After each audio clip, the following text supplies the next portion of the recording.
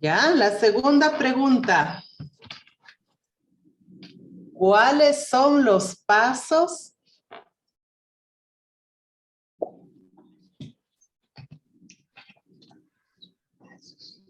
que habría que dar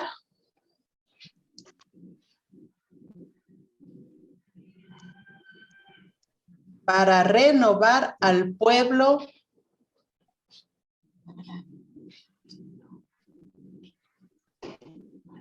de la alianza?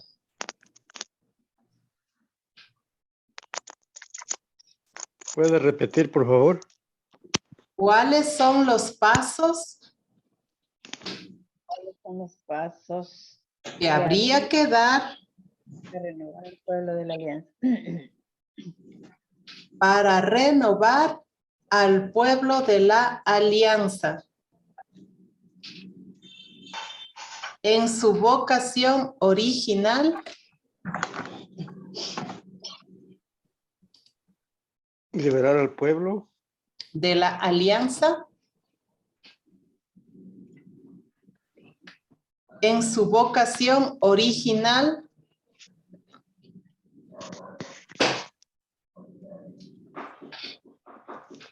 de pueblo de Dios,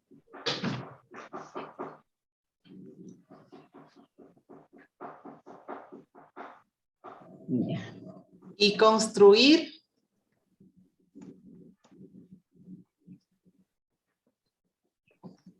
sinodalidad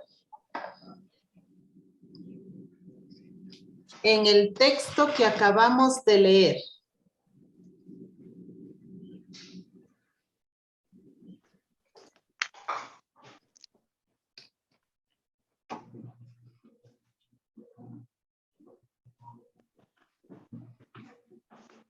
Listo, ya tienen ahí las dos preguntitas. Gracias, muy amable. De nada, Gracias, con mucho Pepito, cariño. gracias.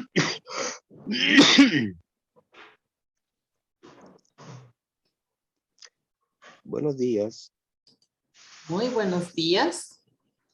Mi pregunta consiste en que de qué horas a qué horas es el curso, porque me parece ser que yo estaba previsto para 1 hora y esto va más largo. Disculpe la pregunta. No, tranquilo, Sigifredo. A ver, el horario es de 9 a 11, de 11:30 a 1 de la tarde, de 3 de la tarde a 5 de la tarde. Ah, bien. Sí, si tú no puedes, Sigifredo, por alguna circunstancia laboral, familiar, estudiantil, etcétera, tenemos nosotros las grabaciones que les haremos llegar al finalizar del día. Y luego tú te puedes poner al día, ¿no? Según tu tiempo. La otra es que el padre que me inscribió me dijo que me enlazaran con la Universidad Javeriana para una cuestión de estudio, me dijo. Entonces, ¿cómo me envían el enlace o? Bueno, acá estás en el Centro Bíblico Verbo Divino de Quito. La Javeriana es de Colombia, no tengo ni idea. Un momentito, Katy, puedo ¿Sí? ayudarle. Claro. Sigfredo escribe por el interno. ¿Es esto algo particular? Ah,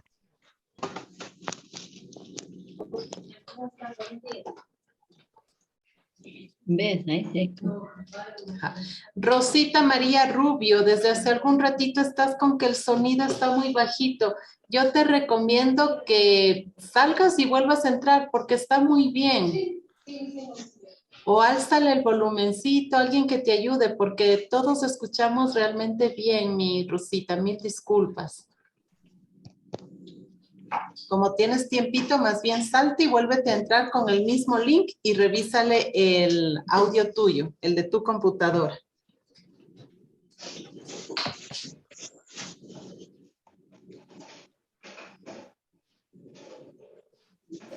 Adelante, Katy. ¿Listos? Vamos entonces. ¿Ya estamos con Padre Fidel? Sí, no, las preguntas. Listo. Vamos entonces a responder las preguntas que nos dejó Padre Fidel desde la Lección Divina que acabamos de escuchar y que a todos nos encantó, nos enriqueció y aprendimos mucho. Tengo ya algunas respuestas desde el chat, pero si desean 2 personitas, por razón del tiempo, mil disculpas por esto, pero 2 personitas que sean muy concretas, que nos ayuden alzando la manito y les damos paso. Mientras tanto, voy a leer algunas respuestas que tenemos aquí en el chat. Sí, ya está. Zoila nos dice, ¿cuáles son los pasos que habría que dar? Ah, no, esta es una respuesta a una inquietud de una hermana. Mercedes Alvarado, ¿cuáles son las nuevas crisis en lo que se ha venido poco a poco dejando a Dios a un lado y nos volvemos indiferentes a los mandatos? Esa es una respuesta a la primera pregunta. Recordemos que la primera pregunta es, ¿cuáles son las nuevas crisis en la iglesia que nos invitan a volver a la sinodalidad? Zoila nos dice, las crisis también son esa falta de escuchar a los demás, de no permitir que digan su sentir, su pensar. Voy a leer unita más y damos paso a Alejandra. María Fernanda Encalada. Indiferencia ante la no defensa de la vida, familias sin identidad, gobernantes comprometidos no con el servicio, sino con el poder. Segundo, escucha atenta a los signos. Segunda respuesta, pero solo estamos ahora en la primera. Gracias, María Fernanda. Vamos a escucharle entonces a Alejandra, por favor. Hola, buenas tardes con todos. Acá ya es tarde, por eso digo buenas tardes, ¿no?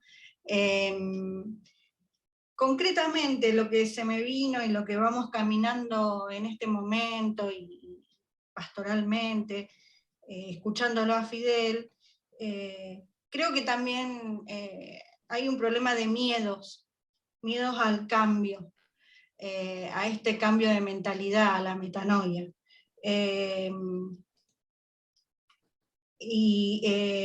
Una clericalidad que no cesa, o sea, por más que se trabaja sobre el tema, cuesta desprenderse de los dos lados, tanto del laico como de la parte de sacerdotes, ¿no?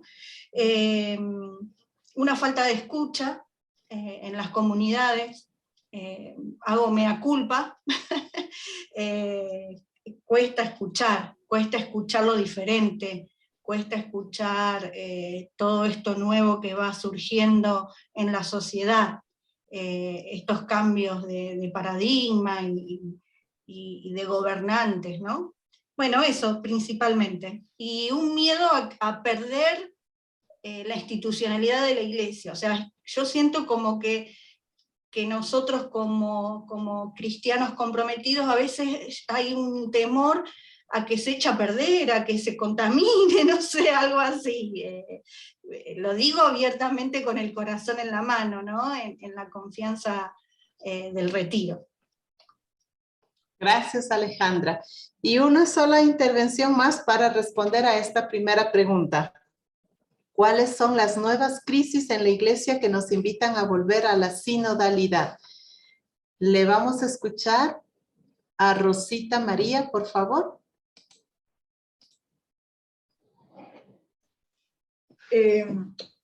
Respecto a es muy bonito y es muy importante que haya llegado la sinodalidad a la iglesia, porque estamos caminando como ruedas sueltas y en las comunidades se está presentando mucho esto. Yo hasta la semana pasada no pertenecía a ninguna comunidad de la iglesia porque precisamente no me escucharon en la parroquia mi llamado de pertenecer a esas comunidades. Entonces, con la voluntad de Dios, porque Él sabe dónde nos quiere tener y a dónde nos lleva, me fui para otra parroquia y allí me escucharon. Allí me escucharon el clamor de que quería pertenecer a una comunidad, porque todo laico debe caminar en comunidad, no como rueda suelta. Lo importante de acá y siempre en este caminar de 17 años con Jesús, siempre he dicho que lo importante para las comunidades, como para mí, para la vida de la familia y para la iglesia, es la escucha. Porque escuchando sabemos qué es lo que Dios quiere de nosotros y cuál es la flor y cuál es el bastón que nos quiere dar. Gracias.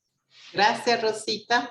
Ahora vamos con la segunda interrogante.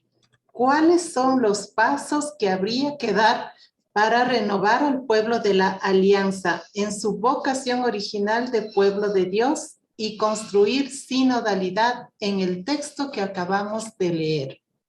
La escucha, de soltar el bastón y dejar hablar al Señor. Entonces, Antonio, ¿vas a ayudarnos a contestar esta segunda inquietud, por favor?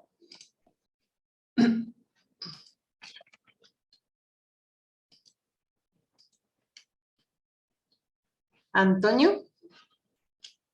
Todo se hace claro. Yo simplemente, primero estoy de acuerdo con lo que han compartido las compañeras y a ellas muchas gracias. Segundo, aplicar lo que encontramos allí, escuchar y escuchar en doble vía. Primero, a quienes presentan dificultades, porque tenemos comunidades cerradas y hay que escuchar a los líderes. Segundo, escuchar la palabra, que es la que nos orienta a través del diálogo, y obedecerle al Papa Francisco lo que nos dice en Evangelii Gaudium, por allá en la 24, que hay que acoger, acompañar y, si es el caso, celebrar en una iglesia que debe ser en salida y no encerrada. Muchas gracias. Gracias, Antonio. Y aquí tenemos María Fernanda Encalada, nos responde desde el chat a esta segunda inquietud. Escucha atenta a los signos de los tiempos, orar y poner en manos de Dios y dejarnos guiar por Dios. Y vamos a culminar con Lali Vinas, por favor. Yo tengo la respuesta a la primera pregunta. ¿La segunda no la tienes? No, tengo sí, pero a mí me parece más interesante la primera leer, porque la segunda es más obvia de respondernos. Ya. Bueno, vamos con la primera. Y yo digo que la sinodalidad es una forma y un proceder, según nos enseñan los capítulos 16, 17 y parte del 18. Nuestra iglesia enfrenta muchos retos que la desunen y dispersan. Así iglesias, cuando digo iglesias no me refiero a toda la iglesia católica, a veces me refiero a parroquias.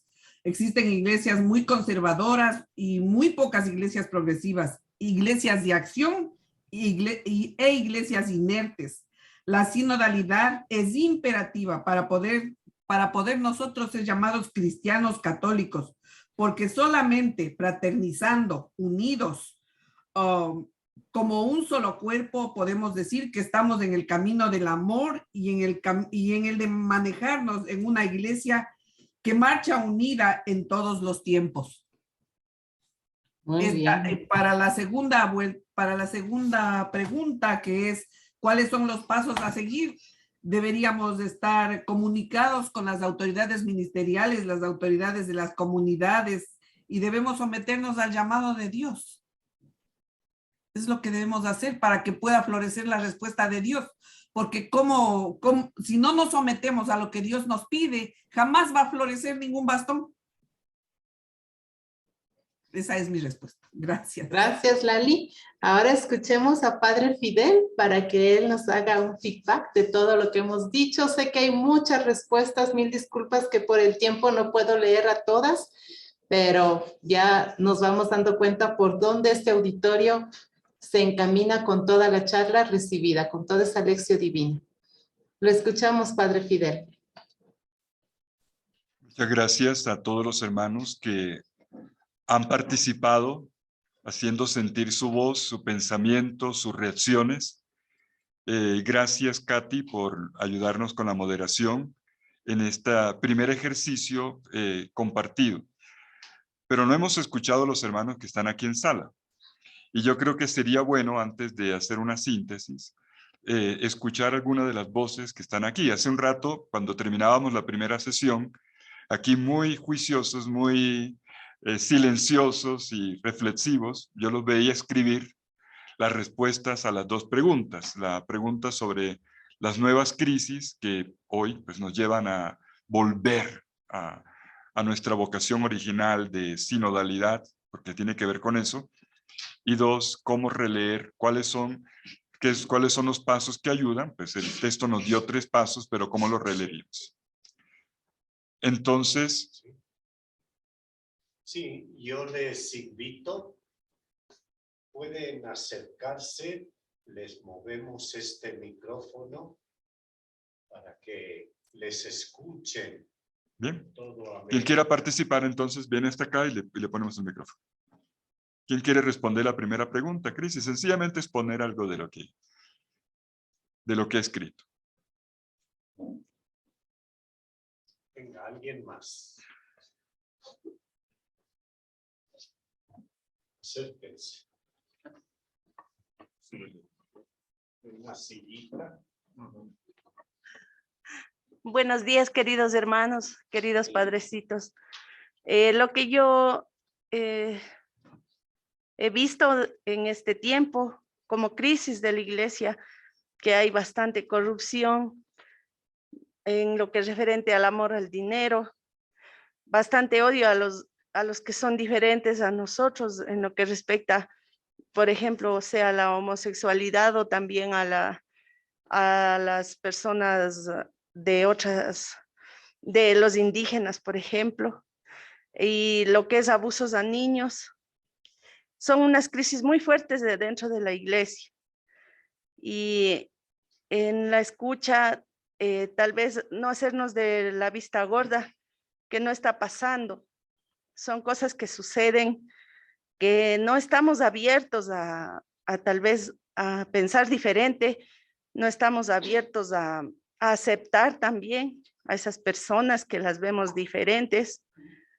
Entonces, en ese sentido sería soltar los bastones a decir, a empezar a mirar a nuestros hermanos diferentes, o igual en lo que respecta a los abusos a niños, también saber poder confrontar directamente y poder hacer algo. Y en lo que respecta a dejar hablar al Señor, el Señor nos está hablando en estos tiempos diferentes. A lo mejor esta pandemia mismo que hemos pasado nos ha sido un hablar para una escucha dentro de nosotros. El hecho es que tal vez en lugar de salir cambiados de esta pandemia, hemos salido desaforados muchos a ser peor de lo que éramos antes. Tal vez se percibe así en lo que respecta, por ejemplo, a la delincuencia, se ve que ahora está peor. Ese es el aporte que yo podría dar, y gracias. Muchas gracias. Muy bien. Francisco.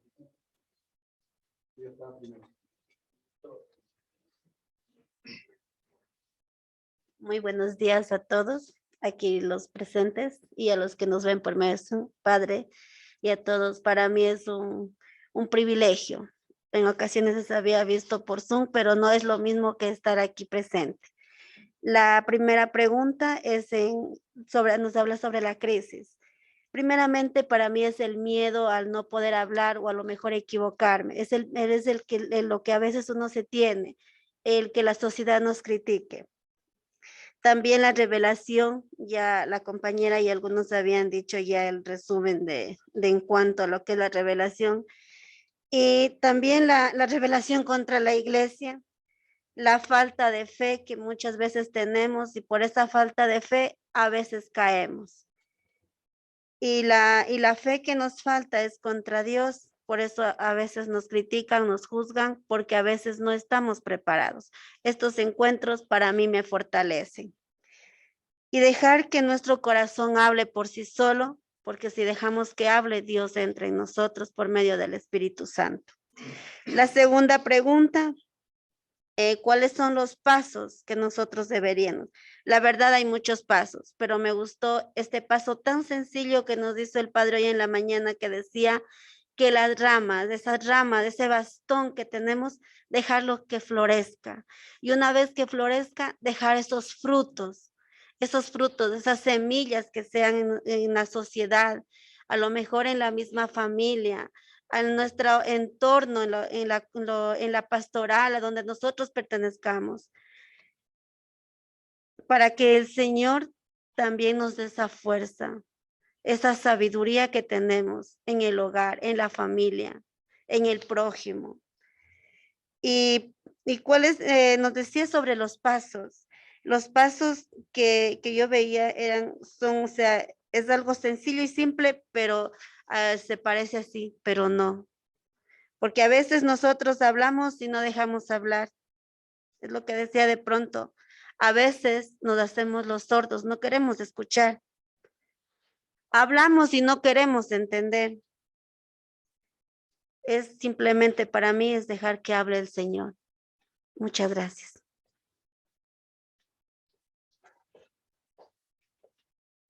Buenas tardes con todos. Buenas tardes, Padre Luis.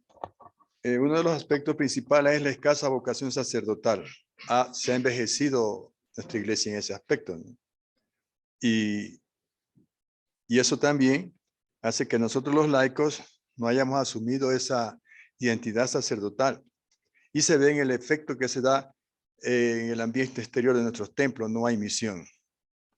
Le hemos echado la responsabilidad y el peso de ella solamente a las comunidades religiosas y a los sacerdotes. Cuando realmente nosotros somos templo de Dios y tenemos esa autonomía, porque nosotros nos encontramos en un territorio donde acontecen situaciones que tenemos que hacerle frente y en la cual sí es necesario que seamos mediadores de paz. Y nos da miedo. Y siempre echamos la culpa, le damos la responsabilidad y la última palabra a ustedes los sacerdotes. No la asumimos nosotros. Y es una gran debilidad en nuestra iglesia. Y otro de los aspectos es que no nos dejamos seducir todavía por el ser, su belleza participación de Dios como espíritu de comunidad y ser su pueblo, ¿no?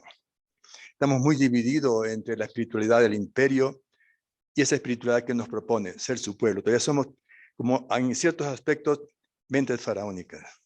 Gracias.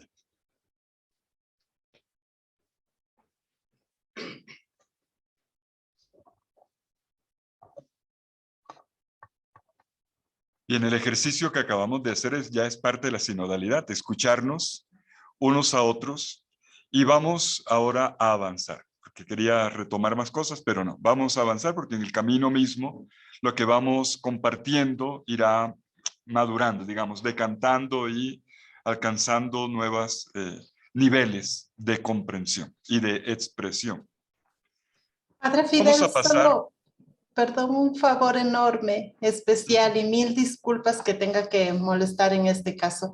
A nuestros hermanos de la sala, recuerden que estamos en un retiro, estamos aprendiendo mucho gracias a esta bondad de Padre Fidel y de todos los que podemos estar aquí ahora, pero necesitamos que sus celulares, que son medios de comunicación, es verdad, los tengan en silencio, por favor, porque hay gente que sí me escribe y mil disculpas que hay gente que está con los celulares muy atentos. Dejémoslos, sí, unas 2 horas, luego ustedes tienen su refrigerio, sus espacios para contestar.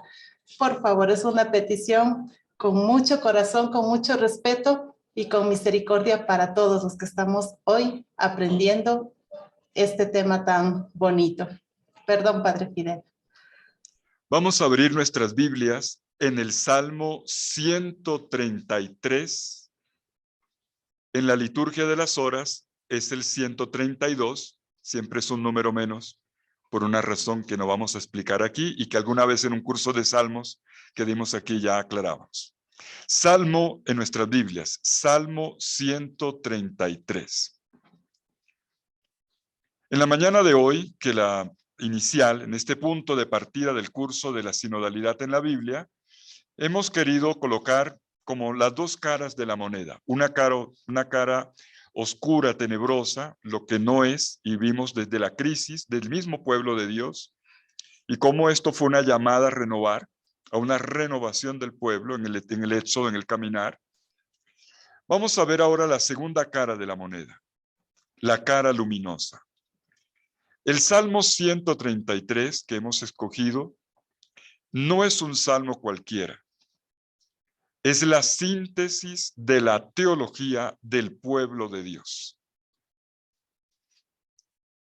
La sinodalidad se entiende y solo puede ser entendida a la luz de la teología del pueblo de Dios. ¿Qué es esto del pueblo de Dios? En la primera parte, introducí el tema diciendo que el creador, Dios, el creador, no solamente ha creado las cosas, sino que ha creado gente. Y Dios ha creado una realidad nueva en el mundo, que es su pueblo.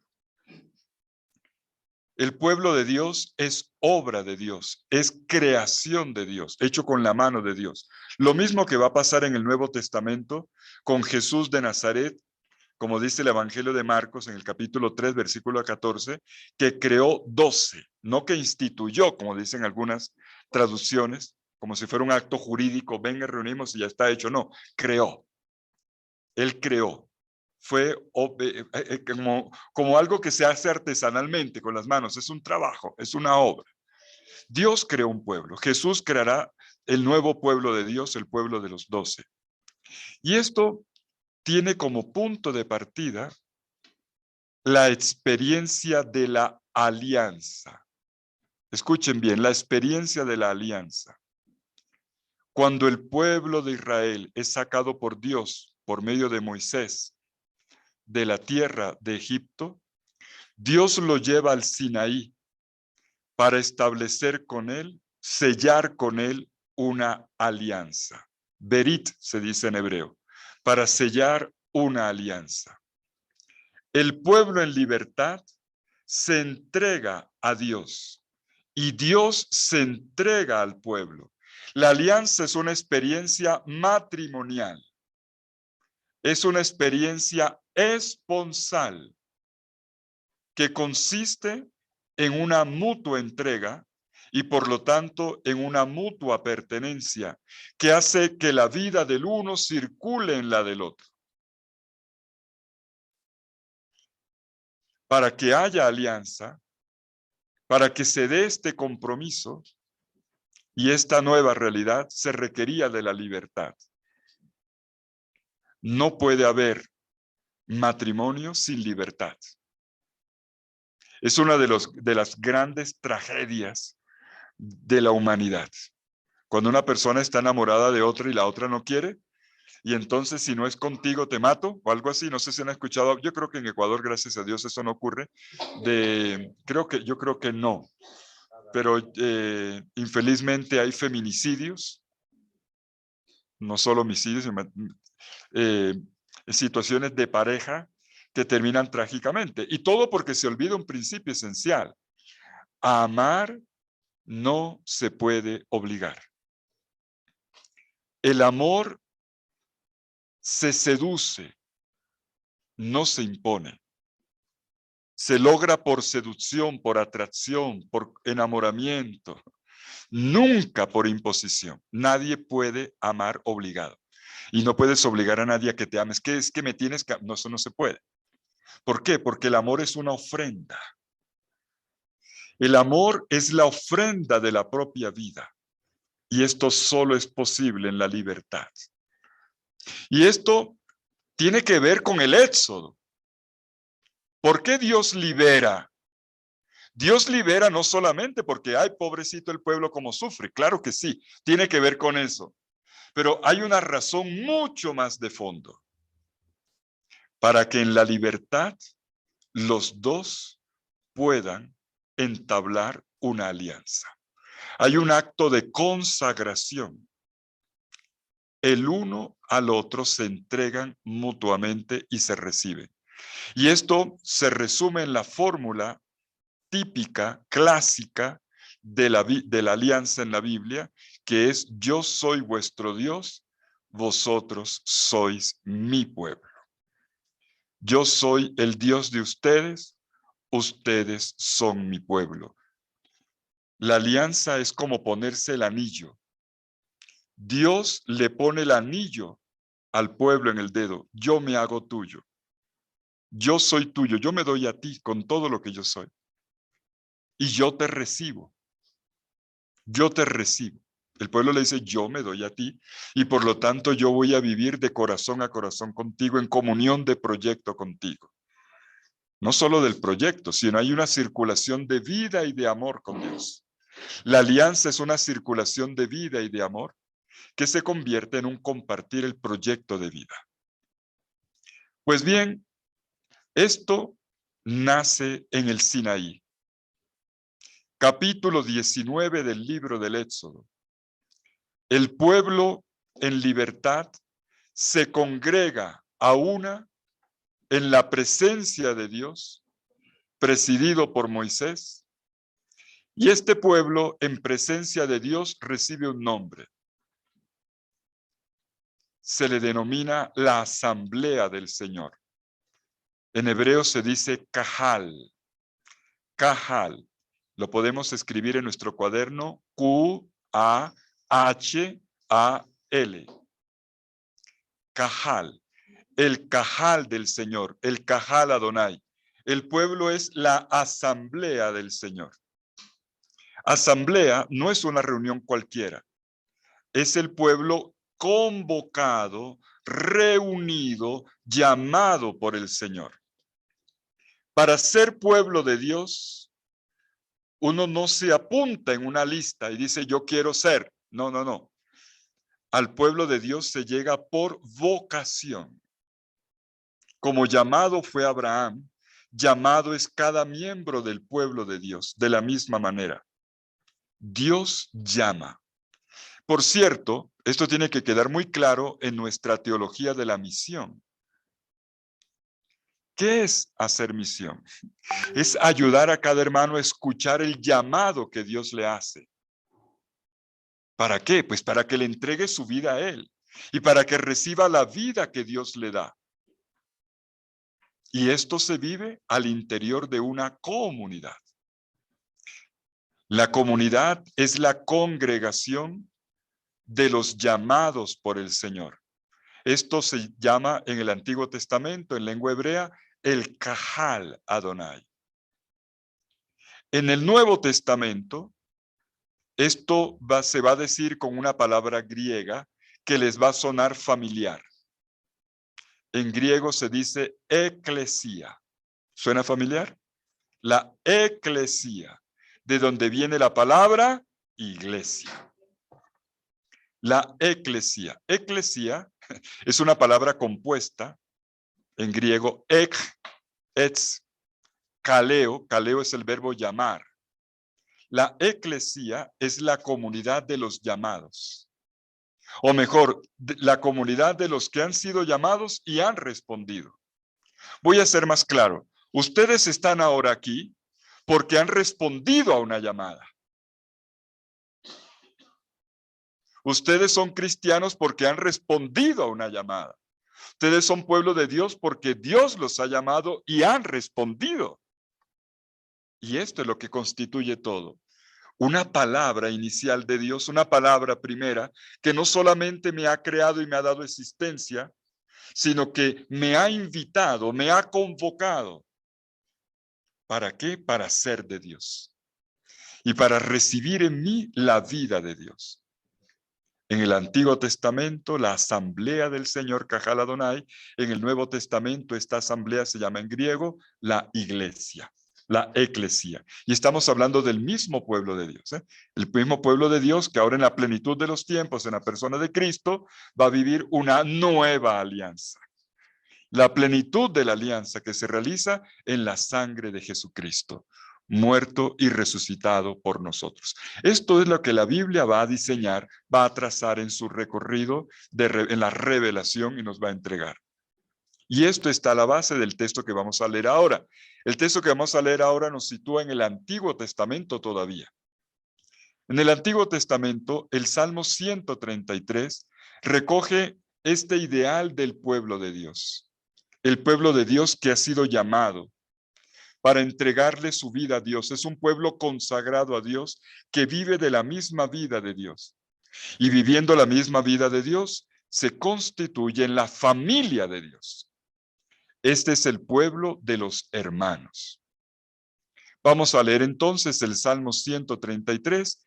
Vamos a dar algunas pistas que espero puedan ser útiles y enseguida decantaremos cómo aparece aquí en positivo las grandes líneas ya de la sinodalidad, al menos en el primer esbozo que viene desde el Antiguo Testamento. Dice el Salmo 133. Mira que es bueno y da gusto que los hermanos convivan juntos. Como ungüento fino en la cabeza, que va bajando por la barba, que baja por la barba de Aarón hasta la orla de sus vestidos. Como el rocío que baja del Hermón sobre las cumbres de Sión, allí Yahvé la bendición dispensa, la vida para siempre. Volvamos despacio sobre este texto, porque es una lección, para que sintamos la fuerza de las palabras. Lo voy a leer de nuevo. En la versión que tengo al frente, cada uno en la versión de la Biblia que tenga a disposición.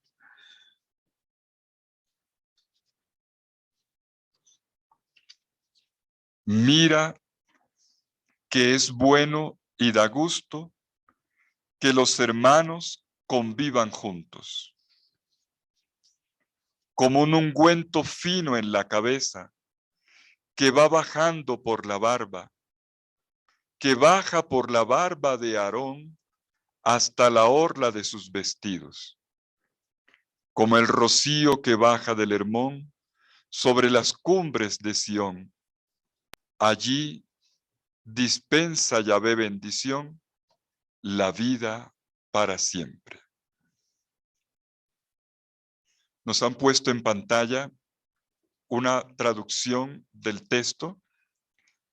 Es la versión que nosotros recitamos en la liturgia de las horas, que se lee en el Salmo responsorial y que los invito ahora a que leamos desde sus casas y los que estamos en el auditorio en voz alta juntos.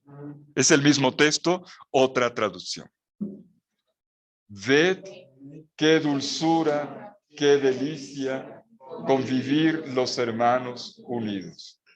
Es un ungüento precioso en la cabeza que va bajando por la barba, que baja por la barba de Aarón hasta la franja de su ornamento.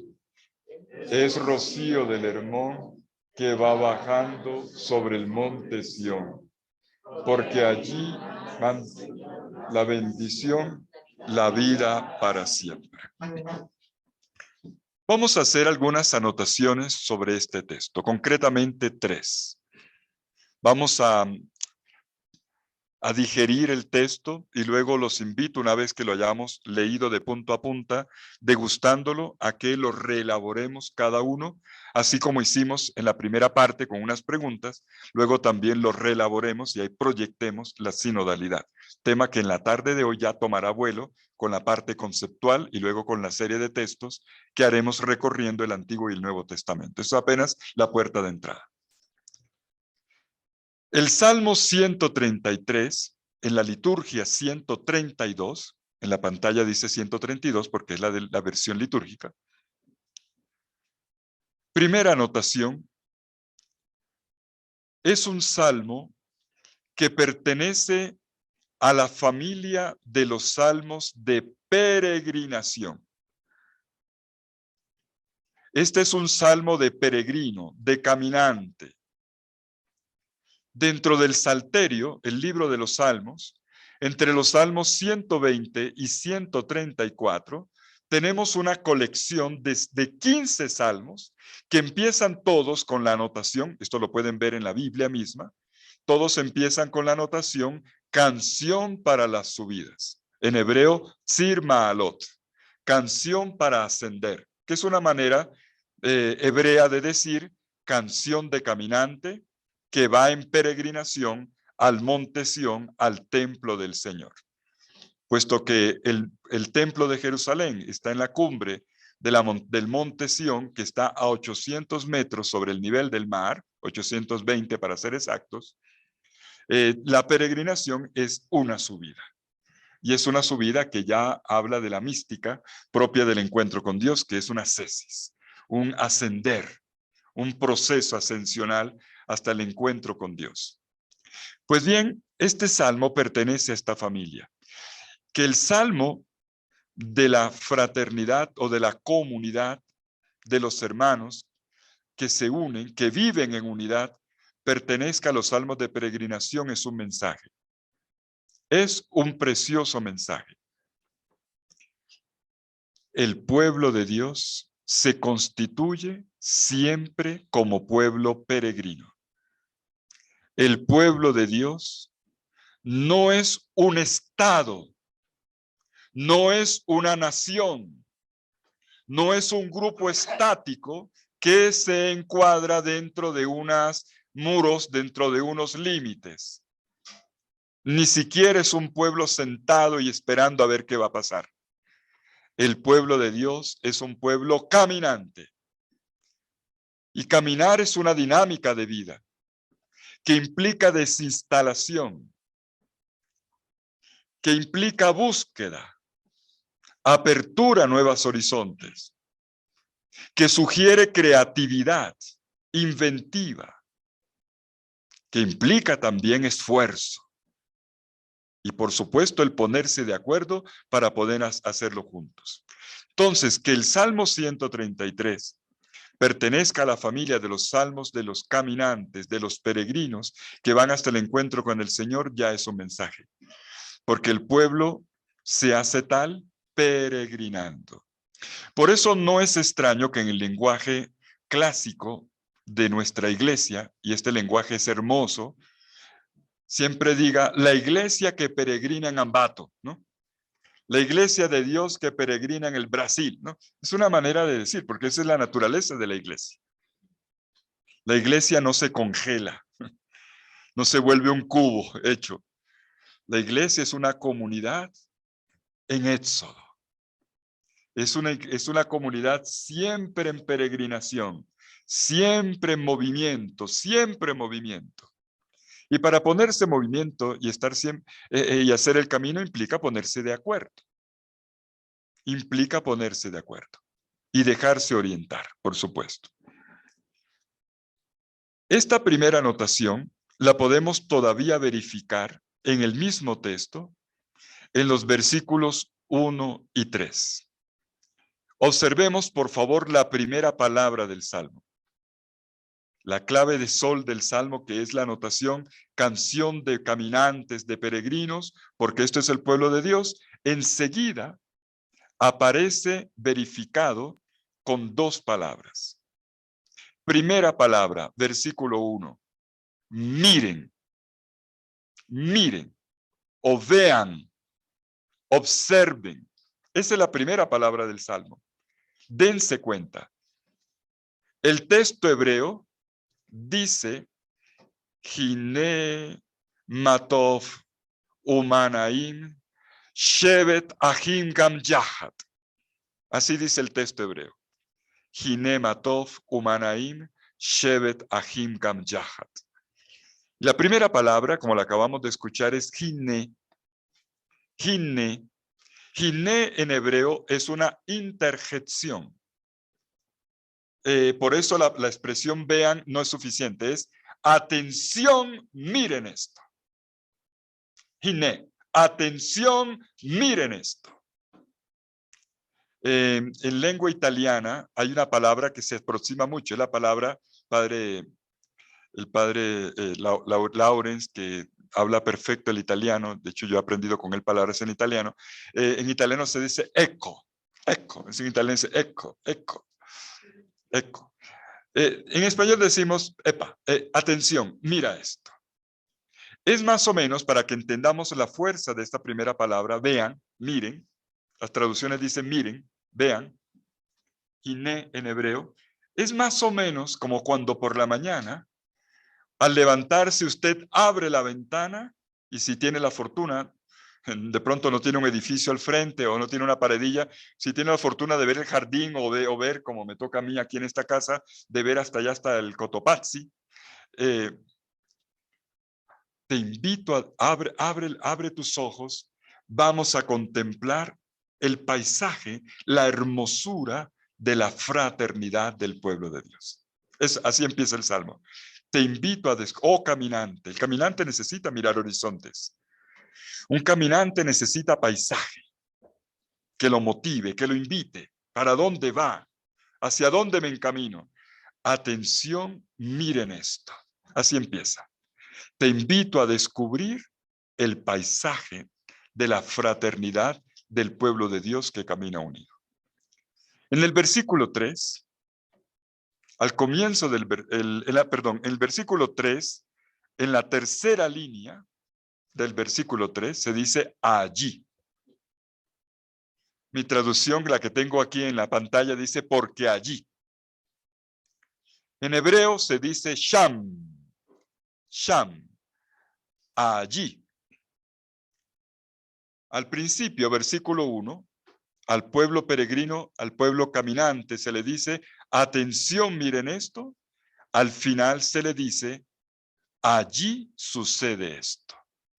Mira esto y mira lo que ocurre. Allí, al interior de esta dinámica de pueblo de Dios, allí Yahvé, la bendición dispensa la vida para siempre. El pueblo de Dios no es una entidad sociológica meramente, es una entidad teológica, es una obra de Dios. No es un grupo que se ha formado por afinidad étnica, lingüística o por algún gusto en particular o un punto de vista compartido. Lo que constituye al pueblo de Dios es la alianza, este llamado de Dios al cual se ha respondido y que lo pone ahora en camino y que hace que el pueblo de Dios en el caminar lleve en mano un mapa. Atención, mira esto, allí sucede esto. ¿Y qué es lo que sucede al interior de esta nueva entidad creada por Dios? El final del Salmo lo describe de una forma preciosa. Allí Yahvé, la bendición dispensa la vida para siempre. La vida del pueblo de Dios es una bendición. El baraj de Dios, la bendición de Dios. La fraternidad es una fuente de bendición. Lo contrario de la bendición es la maldición, la muerte, la negación del otro, el dejar pasmar la vida, la frustración. La comunidad, al contrario, es la vida. Formar comunidad es participar de la fuente de vida y de bendición que viene de Dios. La fraternidad del pueblo de Dios es una corriente de vida y de bendición. Y esto, que aparece aquí tan bonito, no maldición, sino bendición. La bendición es el florecer de la vida. En el texto anterior vimos el mensaje de una flor en el desierto.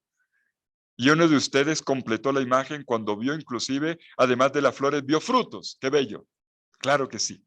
Vio fecundidad y vio frutos.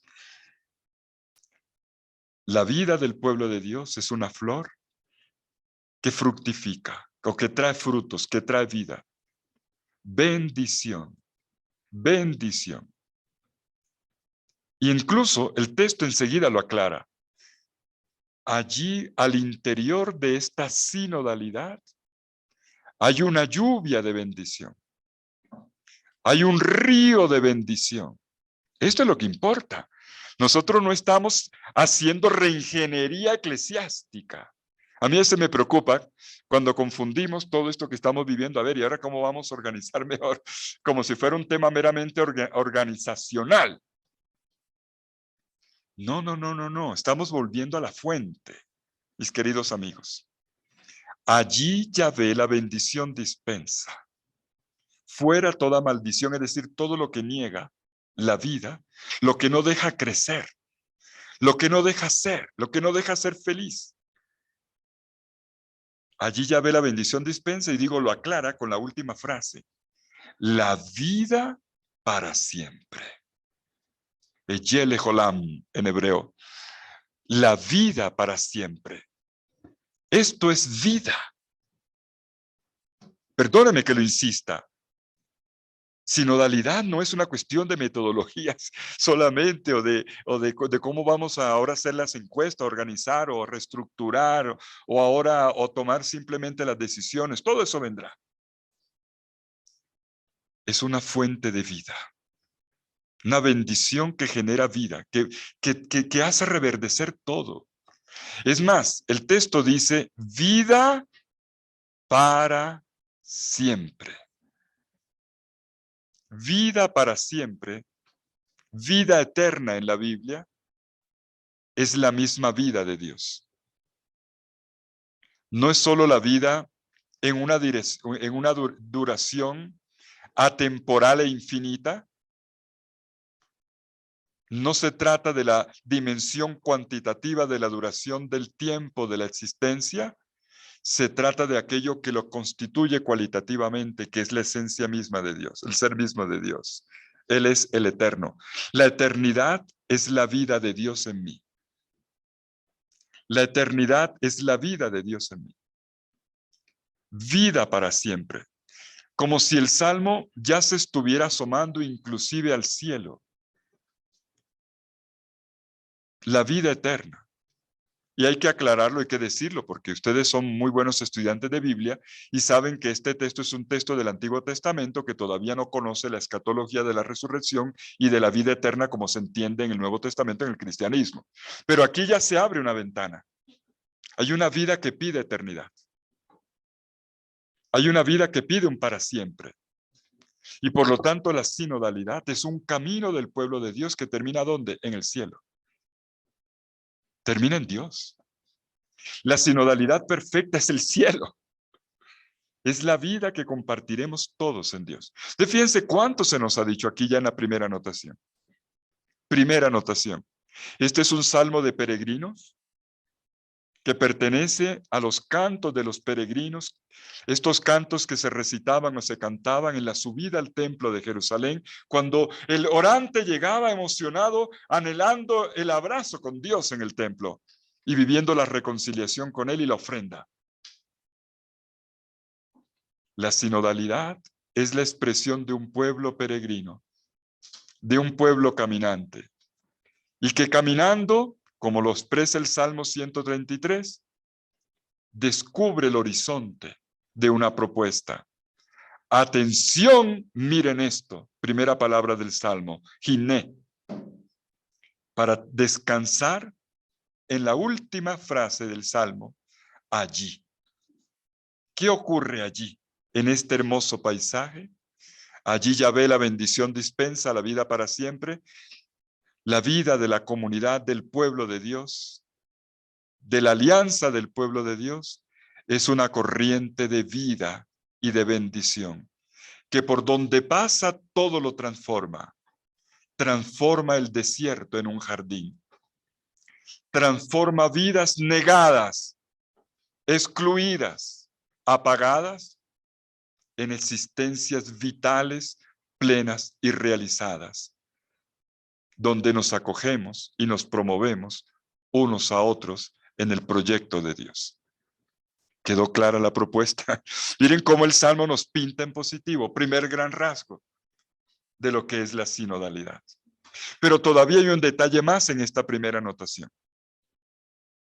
Observen, por favor, en el centro del Salmo, dos metáforas, dos comparaciones, para expresar la riqueza del misterio del pueblo de Dios. El orante, que es un poeta, apela a la metáfora, a la comparación. La poesía es el arte de la metáfora. La primera metáfora está en el versículo 2. Es como un ungüento perfumado. Mi traducción, allá no está. La traducción, como decía, me la quitaron. Bueno, es como un perfume. Es como un ungüento, dice aquí. Es un ungüento precioso en la cabeza de Aarón y que baja por la barba de Aarón hasta la orla de sus vestiduras, de sus ornamentos sacerdotales. La imagen, ¿a qué se parece la comunidad? No se parece a algo líquido, a algo sólido, sino a algo líquido. El perfume es un líquido. Es más, aquí aparece como un cuenco, ¿cómo se llaman estos potes, estos cacharros? Un recipiente de ungüento perfumado preparado para la liturgia de la consagración sacerdotal que que se derrama en la cabeza. Ven, ¡plaf! El baño. Baja por la barba, empapa el vestido hasta que le llega al talón, hasta la orla del ornamento, hasta el talón, hasta los pies. Tenemos una imagen líquida, un ungüento que baña de la cabeza a los pies, que cubre de las cabezas a los pies a un personaje llamado Aarón. La segunda imagen, la segunda metáfora, versículo 3, también es líquida. ¿Cómo dice? Es como un rocío. El rocío es un líquido. Tenemos aquí una deliciosa lluvia, un serenito, una deliciosa lluvia de rocío matinal que empapa las plantas y las llena de gotitas. De nuevo líquido. Es como una lluvia. Es como un perfume que te baña de la cabeza a los pies, o es una lluvia que escurre desde la cumbre del Hermón y que baja por las laderas, las faldas de la montaña de Sión. Siempre en movimiento. Siempre la idea de movimiento, pero además la idea del líquido. ¿Por qué la comunidad del pueblo de Dios es representada con metáforas líquidas y no sólidas? Porque siempre se está haciendo. Porque siempre se está haciendo. No es algo ya hecho como cuando tú creas una entidad jurídica y aquí está el estatuto y de una vez, claro, la iglesia, la comunidad lo tendrá, pero hay algo más de fondo que siempre la está haciendo, siempre la está renovando y por eso la imagen líquida. Porque es pueblo en camino, pueblo en peregrinación, pueblo que siempre está en dirección de.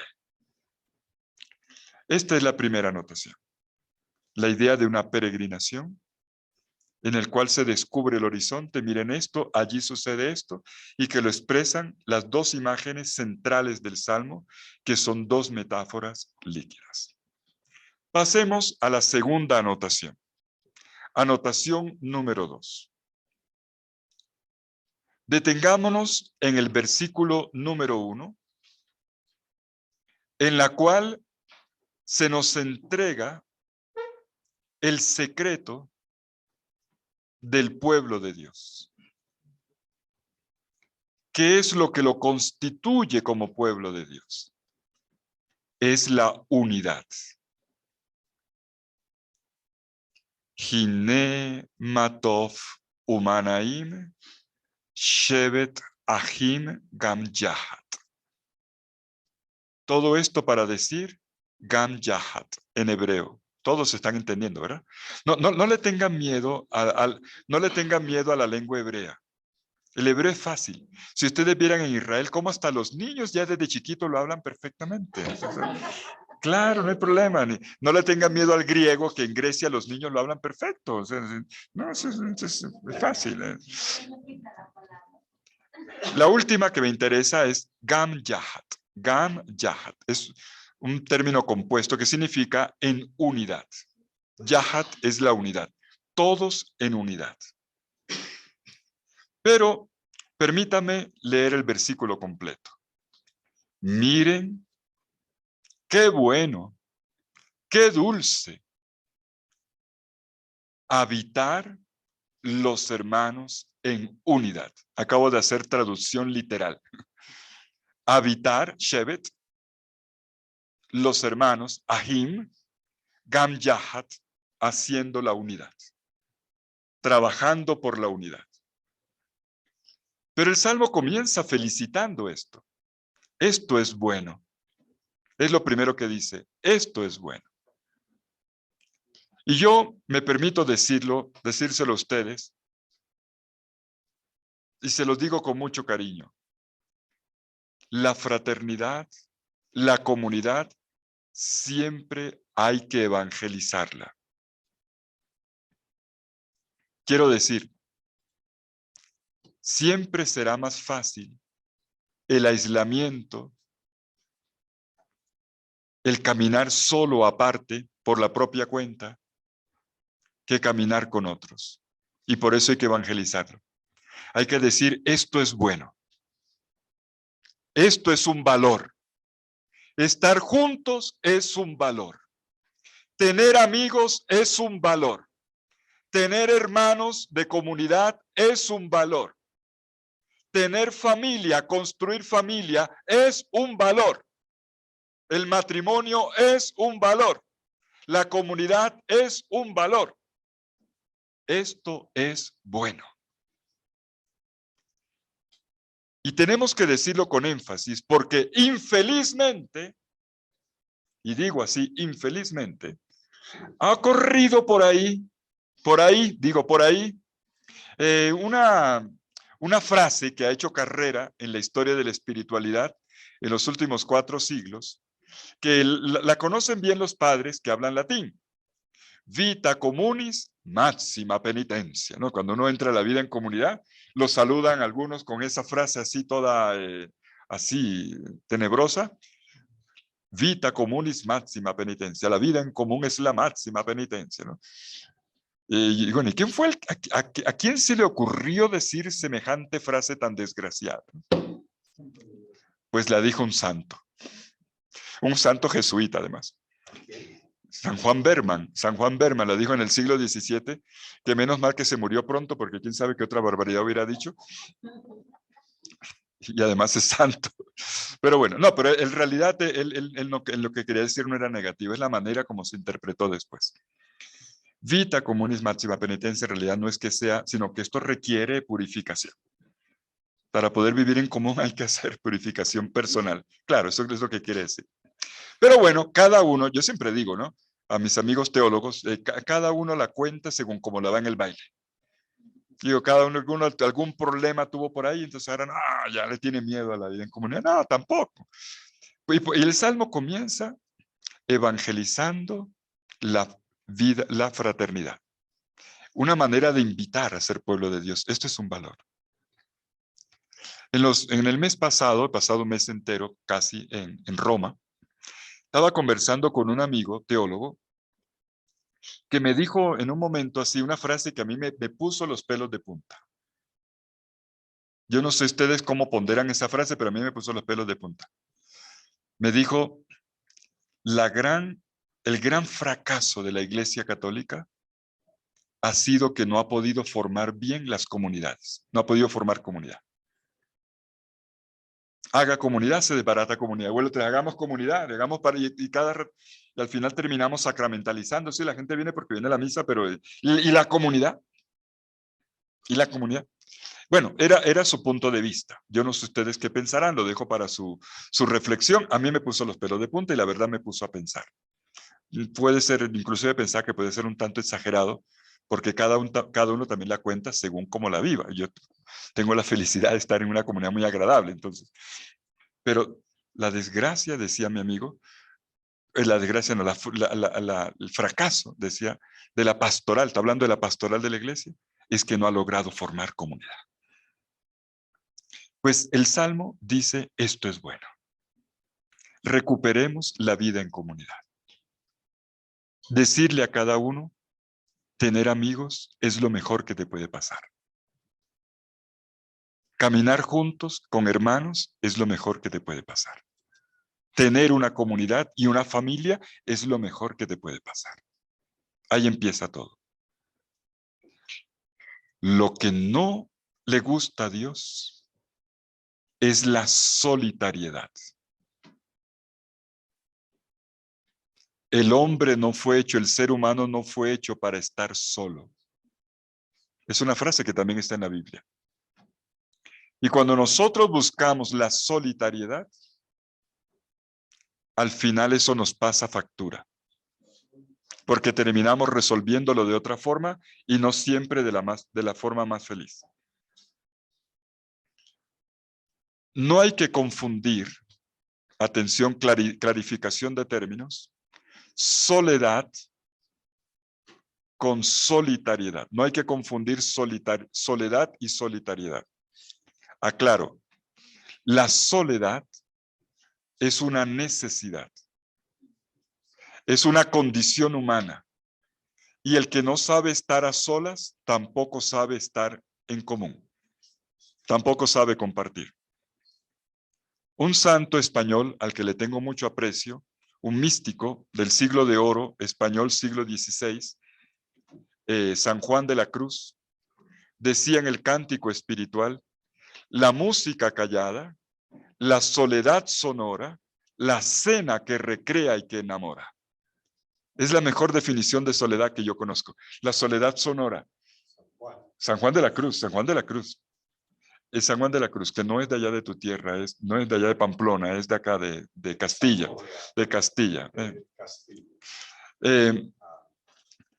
La soledad es una soledad sonora, es decir, cuando estás a gusto en casa contigo mismo. Y hay gente que no sabe vivir la soledad. Hay soledades mal vividas. Y entonces enseguida, no puedo estar un rato solo, me tengo que oír música. No puedo estar solo, tengo que meterme a chatear porque trabajando varios años en formación de sacerdotes, para mí una cosa muy importante es observar los cuartos de los seminaristas.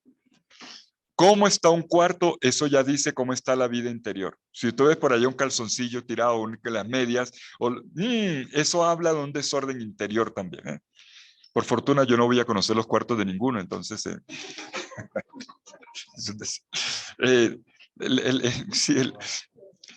estar a gusto contigo mismo. Es más, cuando yo veo al lado del nochero 3, 4 libros de autoayuda, cosas que son muy buenas, por cierto, ¿no? Yo no creo que sean malas, pero cuando digo, a ver, o enseguida el radio se va a dormir y está con el coso y despierta. No.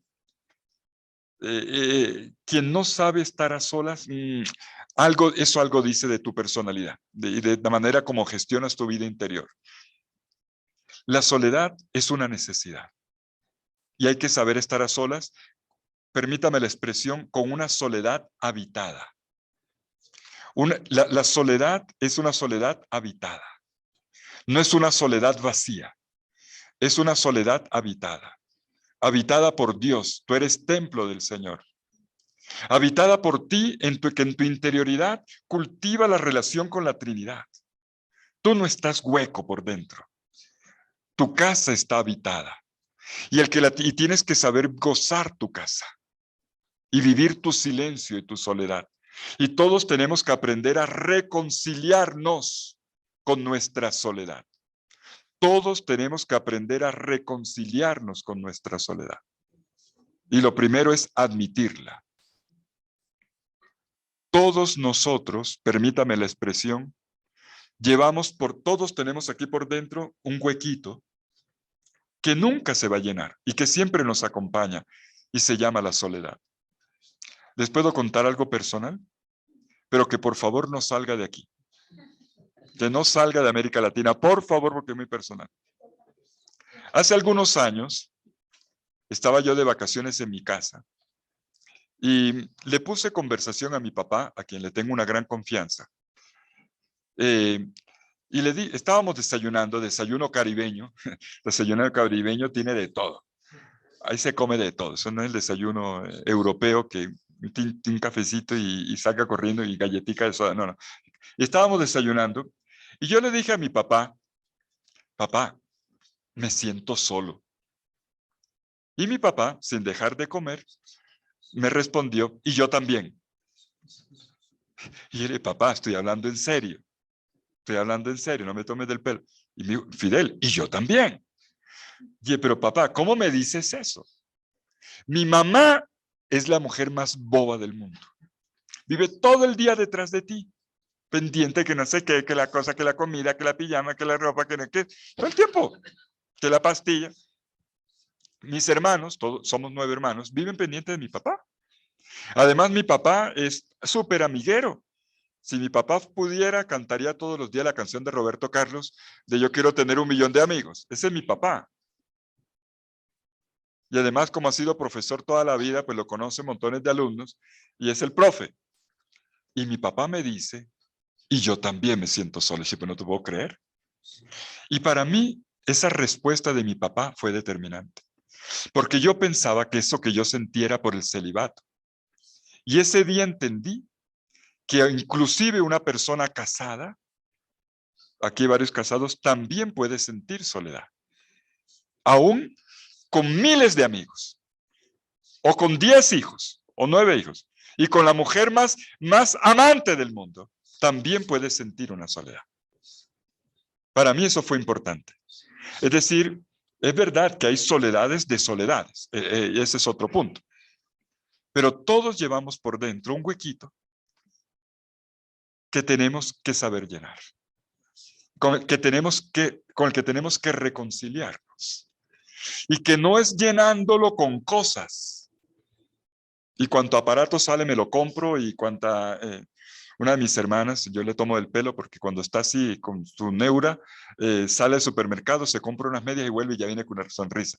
Dice, niña, se consume, así no es como se resuelven las cosas. O sea, no es llenándote de cosas como tú llenas el corazón. Si alguno fue a misa, a la Eucaristía el domingo pasado, entenderá la parábola del rico aquel que pensaba que era llenándole y al final de quién será. Hay que ser rico para Dios, es decir, llénate de amor, no de cosas, de relaciones sanas, bonitas, de relaciones que puedan esparcir el perfume de la alegría donde quiera que tú estés. Hay entonces una soledad. Pues por eso dice, cuando dije que a Dios no le gusta la soledad, yo quiero clarificar, no es la soledad, es la solitariedad. La solitariedad es la soledad de aquel que se aísla, de aquel que evita los compromisos. No quiero tener, otra vez, no, yo no quiero tener más amigos porque yo conté un secreto y me hicieron quedar mal, yo no quiero saber de amistades. Hay gente así. Y perdóneme que se los diga, tal vez en sus comunidades no ha ocurrido, pero hoy hay gente que ya no quiere ni siquiera casarse. Perdónenme, yo no los quiero sacar de la inocencia. Yo no les quiero escandalizar. Hay gente que sí, compromiso, sí, pero bueno, ¿y cómo? Yo le pregunto, ¿y cómo lo resuelves? Bueno, sí, pero a mi novios, ¿no? O convivencia un tiempo y si no funciona, pues bueno, cada uno coge por su lado. Ay, Dios mío. Hay gente, perdóneme lo que les voy a decir. Hay personas que prefieren tener una mascota. Hay personas que prefieren tener una mascota a cultivar una pareja, una relación de pareja o una buena amistad o formar una comunidad. Hay gente así, perdóneme, prefiere tener por allá un firulais, un perro, un panchito, un perro o un gato, a cultivar una amistad, una relación. Y yo no tengo nada contra los animales, por Dios, ni me vayan a acusar ahora con los franciscanos. Yo quiero mucho los animales y la naturaleza, no tengo ningún problema. Yo también he tenido mi lora en el patio de la casa y no tengo problema. Pero si mi lora es para ir a hablar con ella porque me responde lo que yo quiero, pero no con una... No, eso ya no sirve. ¿Saben por qué hay gente que prefiere tener una mascota? Digo prefiere, no digo que no haya que tenerla, sino que prefiere. El problema es cuando sustituye, ese es el problema. El mecanismo de sustitución. Que prefiere tener una mascota a tener una relación, cultivar una relación. Porque con las mascotas nosotros llevamos el control. Esa es la forma típica de la solitariedad. es el control. Relaciones bajo control, que hagan lo que yo quiero, y como yo quiero y cuando yo quiero. Eso se llama egoísmo. Toda relación supone ceder. Toda relación te quita tiempo. Toda relación te quita paz. Pero esa es la alegría de la relación. Esa es la alegría de la relación.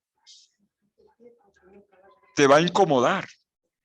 Te va a incomodar. Te va a quitar tiempo. A veces no que yo necesito. Y te llama justo ahora, sí, pero te necesita. En cambio, si yo me dedico solo a una mascota, si yo tengo un perro, ¿han visto que los perros hoy los entrenan bien? Los perros van a la escuela, ¿eh?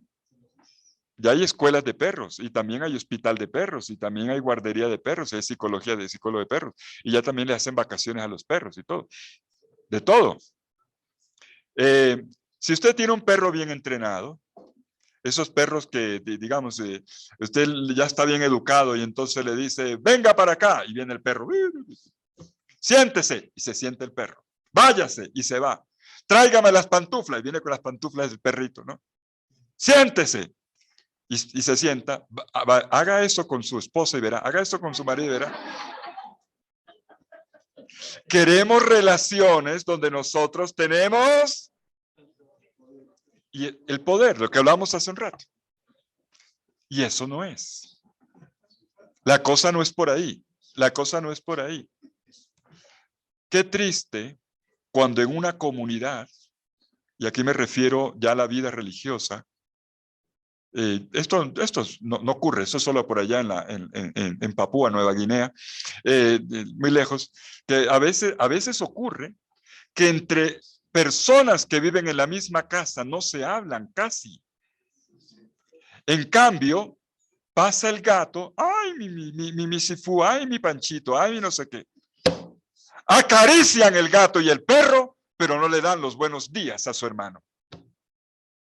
Dígame, ¿qué sentido tiene eso?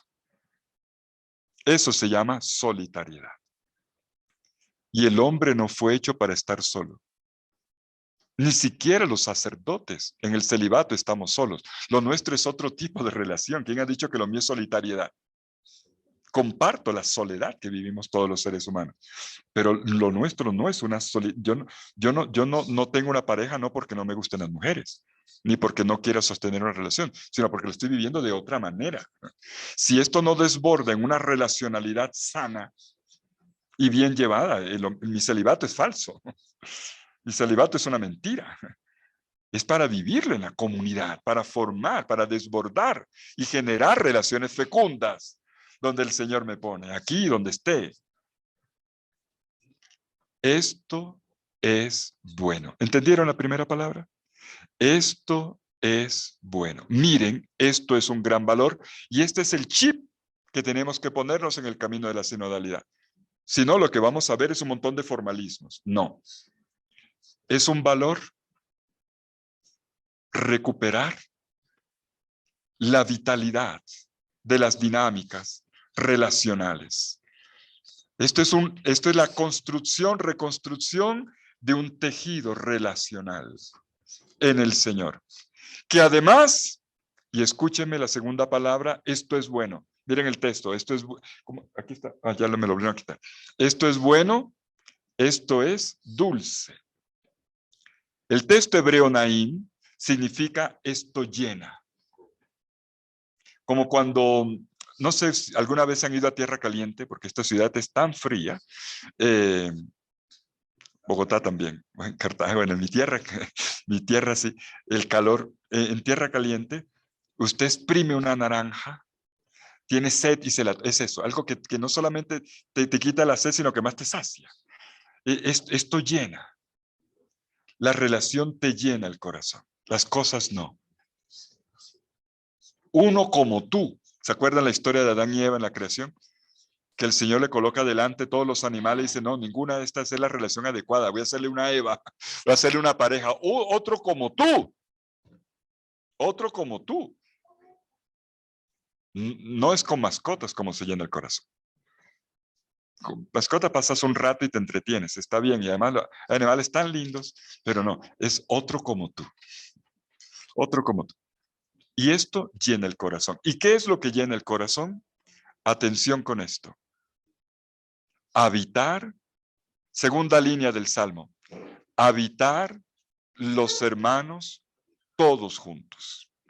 Habitar los hermanos todos juntos. La palabra clave es hermanos, ahim en hebreo. Pero esta palabra hermanos tiene que ver con el verbo habitar. Habitar los hermanos.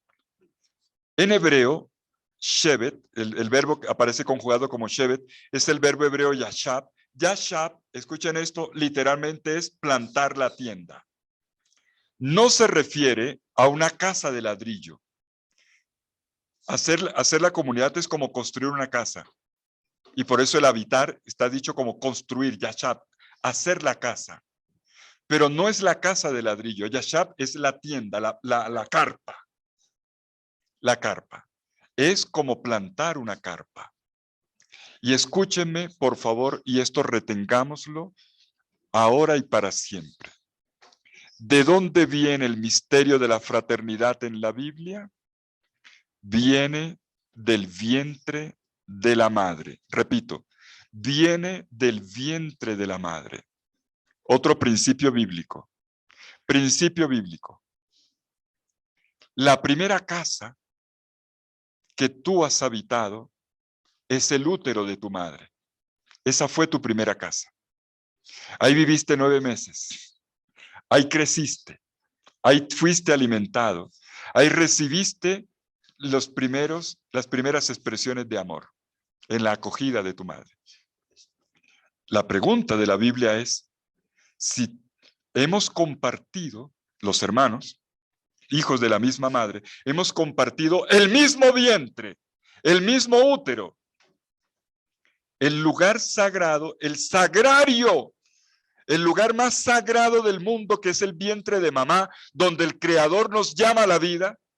Hombre, si hemos compartido esto, ¿cómo no vamos a compartir las otras cositas de la tierra cuando ya hemos nacido? Eso es. La fraternidad viene del vientre de la madre, viene del misterio de la maternidad.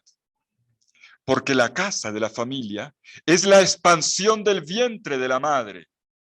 Repito, la casa de familia en la Biblia es la expansión del vientre de la madre. La casa es por eso el lugar más sabroso que puede haber. Porque es como el vientre que te da seguridad, que te alimenta emocionalmente, que te acoge, que te da descanso y que te da fuerza. Vivir en comunidad, formar la comunidad del pueblo de Dios que caminará unido, es partir de un principio común, de un origen común, el vientre de la madre. Venimos del mismo vientre. Venimos del mismo, allí nos llamó el Señor a la vida. Pero atención con lo que el texto nos está diciendo. Cuando haya dicho, qué susto, cuando ha dicho Yashab, cuando el Salmo ha dicho habitar, y ya salimos del vientre de la madre y hablamos del vientre que es la casa. Atención, ¿qué es lo que ocurre en la experiencia de una pareja? Cuando la pareja comienza su vida matrimonial, hombre, el espacio de la casa funciona de una manera.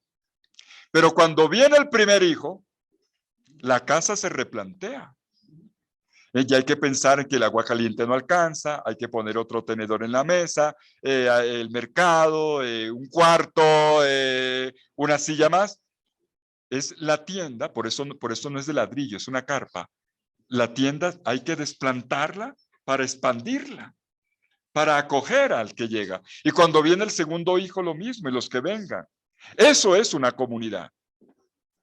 La comunidad se repiensa cada vez que llega un nuevo integrante. No es que llegó un hermano nuevo, vino al grupo, a la comunidad, siéntese y aprenda, adáptese. No, no, no. Cada vez que viene alguien a la comunidad, toda la comunidad se repiensa. Porque es como la tienda que se desplanta y se adapta para darle acogida al hermano. ¿Y cuándo? Porque esto pasa en la vida. Vuelvo a la metáfora de la pareja. Cuando ya los hijos crecen y bueno, se van, el nido vacío, dicen, cuando los hijos se van yendo, la casa tiene que saber encogerse de nuevo para no perder el calor de hogar. No es un montón de cuartos vacíos, no. Saber encogerse para vivir calor de hogar. Eso es la comunidad del Señor. Ese es el pueblo de Dios. Ese es el proyecto de pueblo de Dios. Y cuando este pueblo de Dios expresa esta vocación originante, cuando está unido. Gam Yahat. Gam Yahat. En unidad.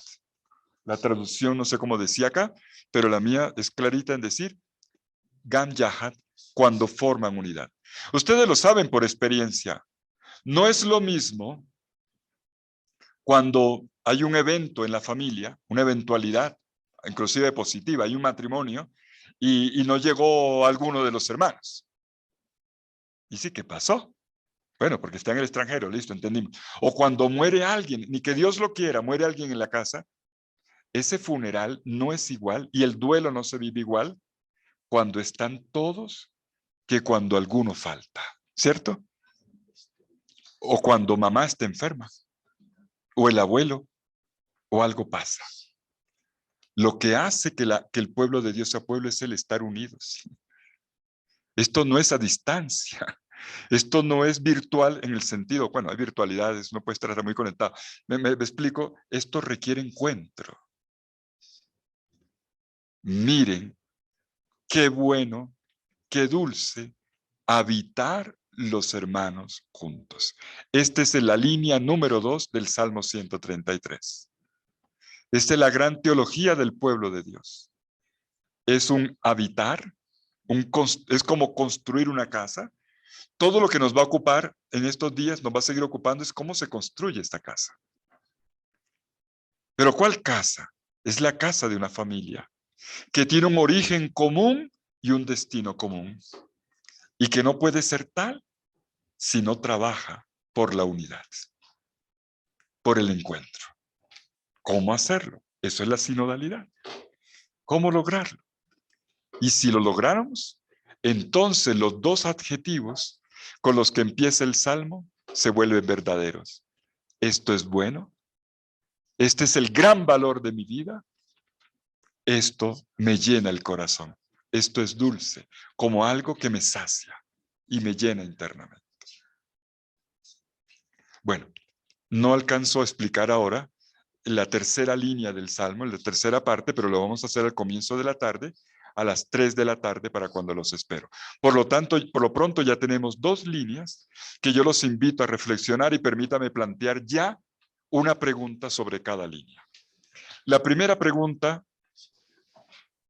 es la siguiente. Acuérdense que la primera línea del Salmo 133, la primera pista es, este es el Salmo de un pueblo caminante, peregrino, ¿verdad? Que no se instala. Papa Francisco lo dirá en salida, ¿no? Iglesia en movimiento, que sale al encuentro, ¿no? Eso se entiende para la misión, pero la misma comunidad misma está siempre en movimiento, en camino. Y por eso este estar en camino es un flujo de vida y de bendición. Allí Yahvé la bendición dispensa la vida para siempre, dice el Salmo, y lo expresa con 2 imágenes líquidas, como un perfume y como una lluvia de rocío.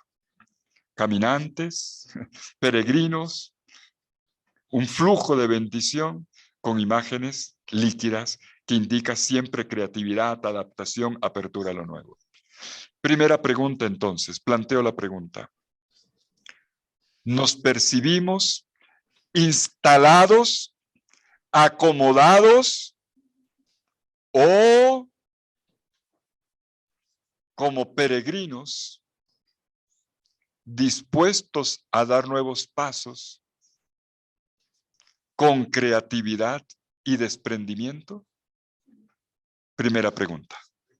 ¿Nos percibimos como instalados, acomodados o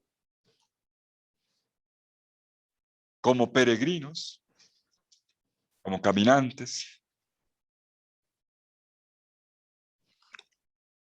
Lo cual requiere creatividad y desprendimiento. Claro que lo requiere. Requiere apertura. Esto requiere apertura. ¿Y apertura a qué? Ya hablaremos, al Espíritu Santo. El que hace nuevas todas las cosas. El que siempre empuja la barca de la iglesia cuando abre las velas de la barca para dejarse llevar en el océano de la historia. Segunda pregunta. Segunda pregunta. Sí, señor. Dispuestos a caminar con creatividad y renuncia y desprendimiento. Bien, la segunda pregunta tiene que ver con el valor. Formar comunidad, y atención, no es tener una comunidad donde voy y vengo, si acaso, que ya eso es algo. Formar, trabajar por la vida comunitaria, es para mí el gran valor. Es un valor, sabiendo que esto tiene riesgos, ya por eso hice el comentario. Esto implica estar dispuesto a afrontar también cosas que no son muy agradables, porque implica, o prefiero una mascota, o prefiero seguir participando en misas por televisión donde no doy ofrenda ni donde no tengo compromisos, sino simplemente escucho la palabra y la vivo yo solo, sin compromiso real con una comunidad y sin un apostolado. Atención, lo que estoy diciendo aquí no es una crítica a las transmisiones, porque si no tendríamos que acabar esta. ¿Me entiende lo que quiere decir? Es para mí el formar comunidad, y cada uno piénselo allí donde está, en gran valor. Tengo claro en qué consiste el valor. El valor del habitar en fraternidad unidos. La comunidad, formar comunidad es hacer la casa. Yashab, construir la casa, habitar, hacerla, la casa. Como una tienda, como una carpa, no como una casa de ladrillo, hecha con estatutos jurídicamente y tesorero y secretario vocales y ya está. No, esto es otra cosa, esto es una familia. La familia del pueblo de Dios. ¿Qué implica esto? Bien, quedan preguntas para masticar, reflexionar junto con el almuerzo, y les deseo que tengan todos un buen almuerzo y nos vemos a las 3 de la tarde. Gracias.